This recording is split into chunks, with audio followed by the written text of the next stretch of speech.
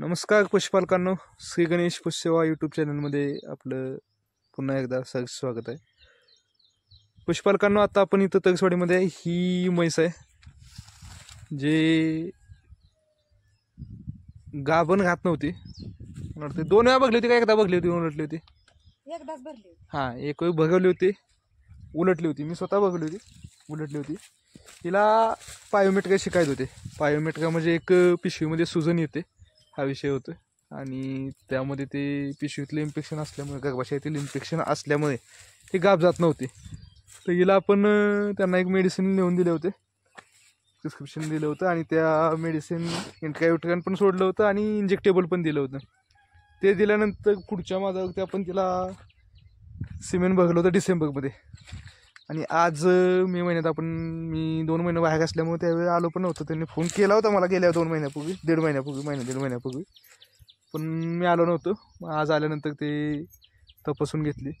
गर्भ व्यवस्थित आहे तिचा, गाभण पण व्यवस्थित आहे. पिशवीतलं इन्फेक्शन जर असेल तुमच्या जनावरांमध्ये कधी असं डाऊट आला तर अशा प्रकारे पिशवीतलं इन्फेक्शन जिथं असतंय लोक खर्च करत नाहीत. त्या ठिकाणी जिथं गाभ जात नाही तिथं माणसं तिला विकणं पर्याय सोडतात, किंवा मग चला कोण म्हणतं हातलून घेऊया, कोण म्हणतं चला गेडा दावून घेऊया. त्यात आपलं वर्ष वाया जातं. ह्यांनी योग्य वेळी मी सांगितलेला निर्णय ह्यांनी ऐकला. त्यानंतर ती साफ करायला जे काही खर्च असेल तर त्यांचा झाला खर्च. मात्र ते जनावर गाभ गेलं पुढच्या येतासाठी आता व्यवस्थित झालं. तुम्ही व्हिडिओमध्ये देखील बघत असाल की त्यांनी तब्येत किती तिची हडकवले, कारण जेणेकरून ती उलटते म्हणून त्यांनी तब्येत पूर्णतः हडकवले. मात्र आता गाभ आहे हे समजल्यानंतर ते परत तिच्या खाद्याकडे व्यवस्थित लक्ष देतील आणि तब्येतीची बनवतील. एक गैरसमज असतो की तब्येत असल्यानंतर उलटते.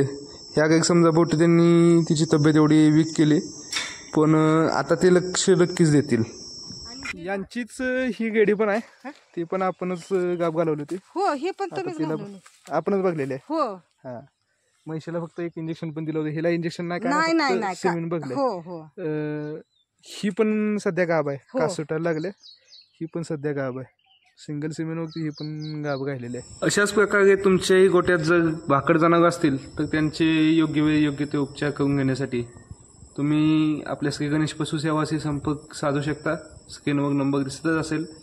तसेच असे इन्फॉर्मेटिव्ह व्हिडिओज वारंवार तुम्हाला मिळत राहावेत यासाठी आपल्या श्री गणेश पशुसेवा या यूट्यूब चॅनलला सबस्क्राईब करा आणि लाईक आणि शेअर करून तो व्हिडिओ आपला चॅनल इतर तुमच्या जे पशुपालक असतील त्यांच्याजवळ पोचवा, जेणेकरून त्यांना देखील याबद्दल माहिती पडेल आणि त्यांनाही वेगवेगळे आपण जागरूक करण्याचं काम करू.